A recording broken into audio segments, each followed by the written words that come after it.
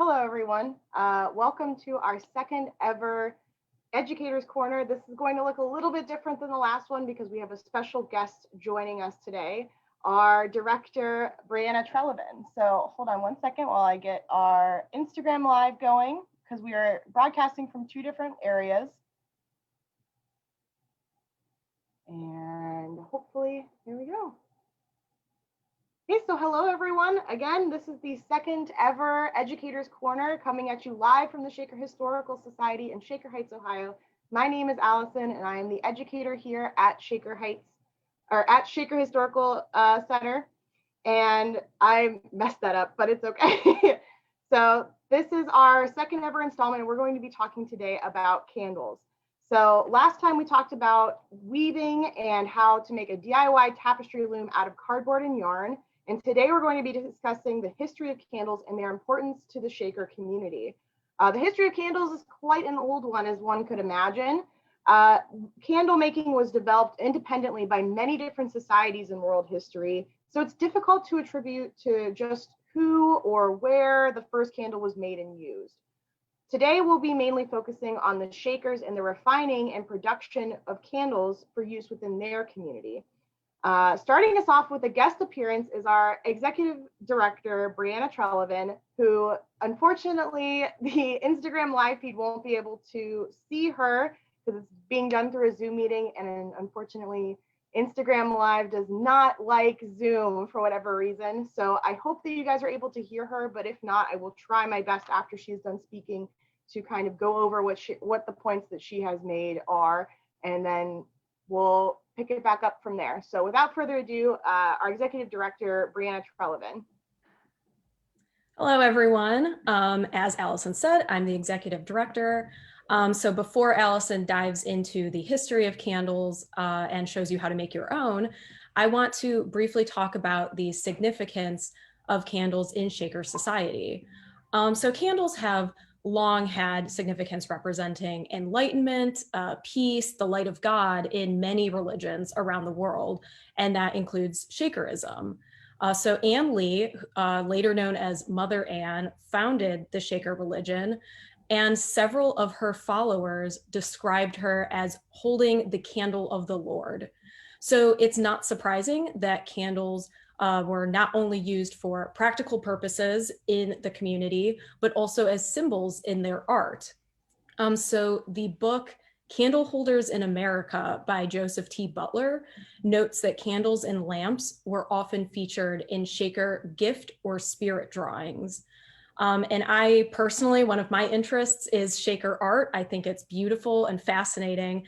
So I have this book here. It's called Heavenly Visions. I know it's backwards for you, but it's an exhibit catalog and it has beautiful illustrations in it.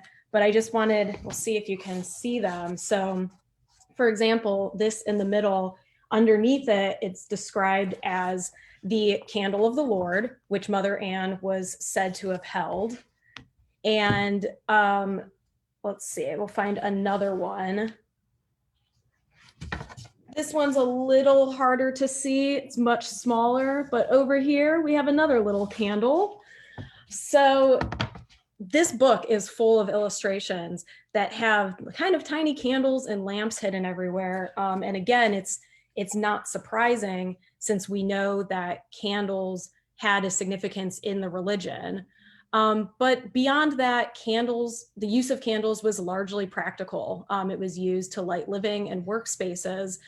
And something that I think is really interesting is that the Shakers' millennial laws that governed everyday life contain a section titled Orders to Prevent Loss by Fire, which includes practical rules to avoid setting fires, such as not carrying open flames into barns or enclosed spaces. So again, it definitely has a religious symbolic meaning, but they also just use candles the way we do to light stuff. So now I'm going to turn it back over to Allison to talk about the evolution of candles and show you how to make your own. Thank you so much, Brianna. And again, I'm sorry to all of the Instagram people who weren't able to see those beautiful photographs from our collection, but they're all on, we can kind of connect these afterwards, I think, Brianna, and hopefully you guys will be able to see all the images that Brianna brought up during her brief little discussion there. So without further ado, Shakers, as most other communities in the 19th century when they were popular, primarily used tallow to make their candles. Now, what is tallow? Tallow is rendered beef suet or fat that keeps well at room temperature and is less likely to spoil than other types of animal byproducts or animal fats. Doesn't mean it doesn't spoil, it just is less likely to. So it's rendered down and it is considerably less odorous than other types of fat and beef sort of products that would be used. Pig fat was also widely used, but mainly tallow is beef suet.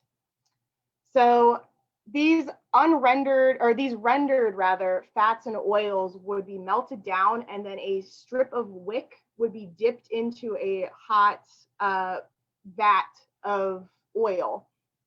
Now, another way that the Shakers and other communities in the 19th century or the 1800s would have candles and light during dark hours is through grease. They would just take cooking oil. Nothing was really thrown away back then. They would use cooking oil or any sort of grease that they had left over and just stick a wick in there, and it would just light the end of it, but it was considerably smokier. Lots of smoke was produced from that, and it was also very stinky. So people did not like to do that very often. Plant-based oils were not really popularized because of the machinery that was needed to extract plant oils. It was considerably more effort to extract plant-based oils than it was animal oils. But oils such as sap were used, but they created considerably more smoke when burned, and they weren't used as frequently as tallow candles. Beeswax was considerably more expensive and hard to obtain, thus was reserved for ceremonial purposes or important events, as it was more rare and thus more luxurious to use. But today, I'm going to be showing you how you at home can make your own beeswax candles using our History at Home kit, which is our candle History at Home kit, which is available for purchase right now through our Spirit Tree gift shop. So if you haven't checked that out already, please do. If you live in the Cleveland area or even Northeast Ohio area, you can always come and pick up your purchases from our shop. We will set up a time with you. We are still figuring out shipping, but that is coming, I promise. So I'm going to be showing you how to make your own luxurious beeswax candles today that doesn't require heating anything up or dripping any hot wax anywhere. These are beeswax sheets. Again, they come in our History at Home kits. I have a sampling of a couple of other colors that we'll have in our kits. So this is a nice, beautiful, almost like a foresty green color. I quite like this color. We have some more of those. So another thing that you get in these kits is you get four pieces of wax that are pre-cut and pre-measured.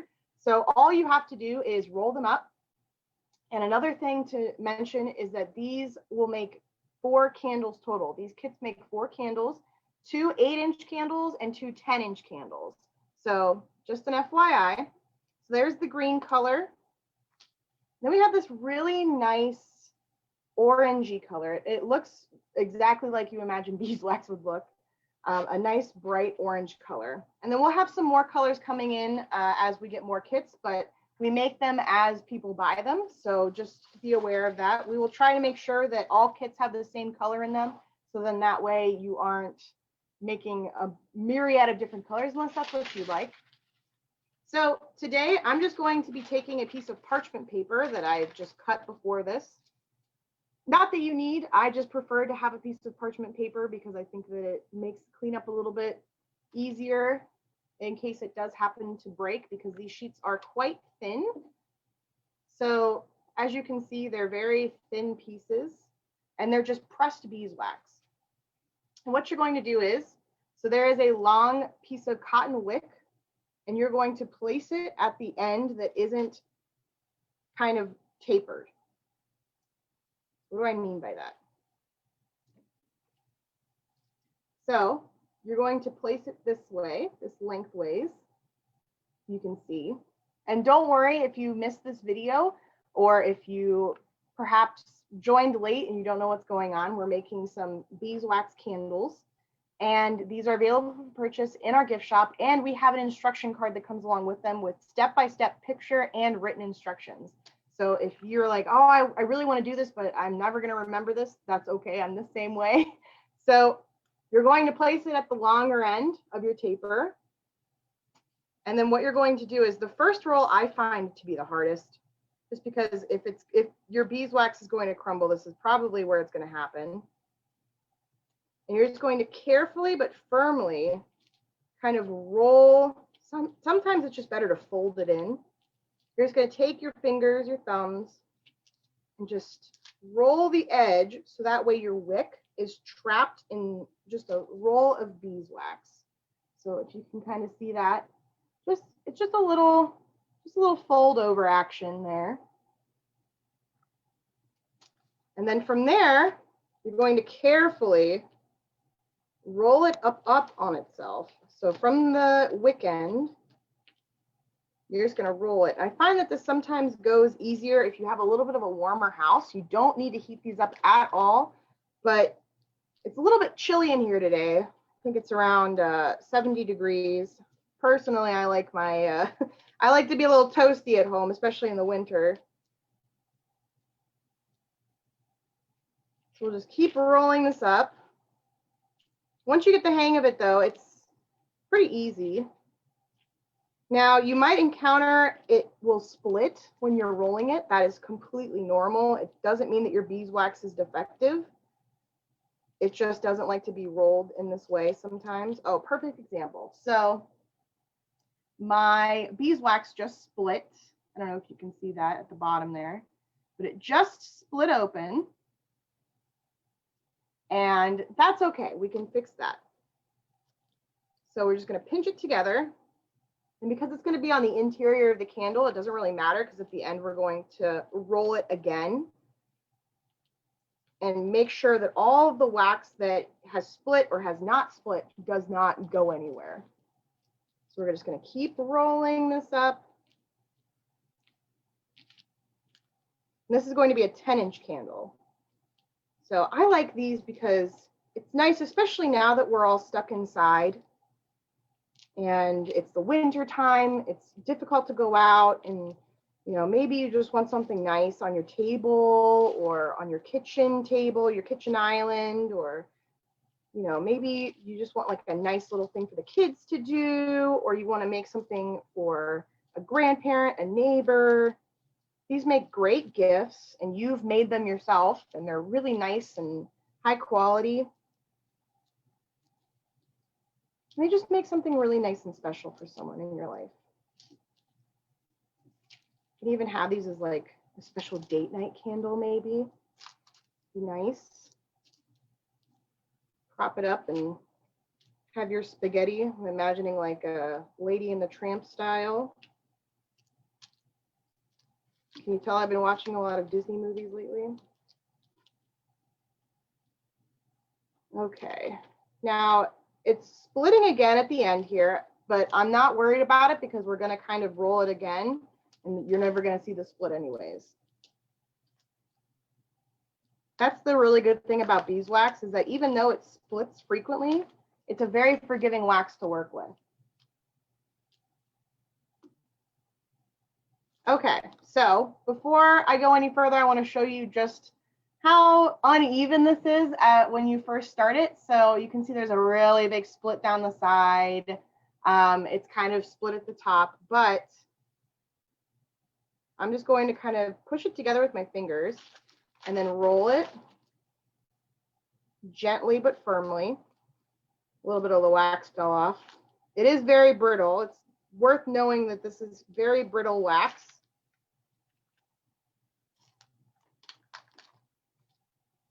I'm going to heat it up with my hands just a little bit. I can tell that it's a little too cold because it keeps breaking. So if this happens to you, just heat it up with your hands a little bit. It doesn't have to go over a stove or anything. So a little bit of heat from your hands will do. You're just going to kind of press into it, and heat it up a little bit more. Maybe it's colder in here than I realized.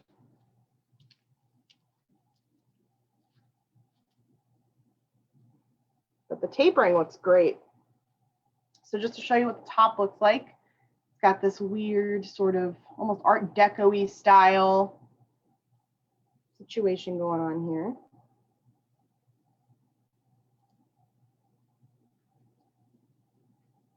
And I'm going to press down under the table. This one wanted to flare out, so you have a choice when this happens. You can leave it flared, or you can press it back together. Again, very forgiving wax. You mess up, it's very easy to correct. Very, very easy to correct. And then I like putting these in candle holders. I made some for my mom over the holidays. She really enjoyed them. She hung them up on the back of her door, and she says that they're really pretty on the back of her door. You can do whatever you'd like with these, really. Practical, decorative, both. So I'm just pressing it to make sure that it's kind of married together. Again, because it's wax, you want to make sure that it's firmly pressed together. If you don't, it is liable to fall apart.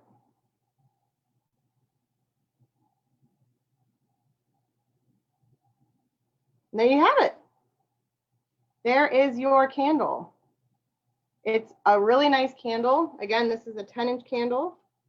And all you have to do is, if you want the bottom, because the bottom sometimes can look a little bit funky, what you can do is you can press this onto a hot surface and give it a nice sort of evened bottom. Or what you can do is just take a lighter and just light the bottom of it to make it a little bit less, I don't know how I want to say, a little less hodgepodge. But here you go. Here is one of your candles. And I think I did a pretty good job with this. I didn't anticipate on making a 10-inch candle, but this is what the 10-inch candle looks like. And then the 8-inch candles, you can put 2 on 1 wick and then hang them side by side. And I think that that looks really nice too. I think they all look really nice, to be honest with you. But these are available in our History at Home kits, which are $17. And you get 4 candles, or 4 supplies to make 4 different types of candles. And again, they'll probably all be the same color. We're trying to keep them all uniform. So if that is something that you're interested in, please go and check out our Spirit Tree gift shop online. It's just spirittree.square site, or spirittree.square.org, I think, or .com. I have to double check. Let me double check real quick. It is shakerhistory.square site /shop. So if you are interested in that, I will put a link in the description. I'll edit this after the video and you can go and shop there. We're only doing these as people order them. So if you haven't yet ordered yours, don't fret. We're going to kind of make them as people buy them. So give us maybe a couple of days to put them together, and then we will have them in your hands shortly thereafter. So as you can see, very low mess, I think, relatively. If you've ever made candles the traditional way with dipping into wax, it is a much more messier process in my eyes. So to only have like a few little stragglers from the brittle wax, I think is a much easier cleanup, and it's not really attached anywhere, and it's on this parchment paper, so I can just, you know, fold this up, put it in the bin, and it's done. So I hope that you guys enjoyed this, and I hope to see you on the next Educator's Corner, which is going to be January 27th at, I think, also noon. So if that is something that you're interested in, I highly recommend coming back and seeing that. We're going to be talking about historic recipes and how to interpret historic recipes. So for example, my grandmother and my great-grandmother have thousands of recipe cards that are kind of difficult to decipher, or, you know, say medium heat or things like that. And we're going to be talking about how to best reinterpret those recipes in a modern kitchen, and how to bring new life into, you know, century-old recipes. So I hope to see you all there, and I hope you enjoyed this. And again, if you're interested in trying to make your own beeswax tapered candle like this one, please do check out our Spirit Tree gift shop online, and we hope to see what you make out of them. So thank you for being here today, and thank you again to Brianna Treleven, who is also having another talk, Curating 101, this weekend with our guest star and our junior board member, Hazel Smith. That is going to be happening this weekend, this Saturday. And Brianna, do you know what time that's going to be at? If you're still there, you can just post it in the chat if you are still there. Are you? Here I am. Okay. It'll be at 1 p.m. on January 9th. Curating 101 at 1 p.m. on Facebook Live. There's not going to be an Instagram for it, unfortunately. But if you're interested in learning more about our Shaker's Attic exhibit and our digital exhibit, come meet the curator, come meet our junior board member, Hazel, and we have a nice panel set up for them. So don't miss it. It's going to be great. So thank you again, Brianna, for being here. Thank you all for being here and spending a little bit of your lunch break with me on this wonderful Wednesday, this first Wednesday of 2021, and I hope to see you all on the next one.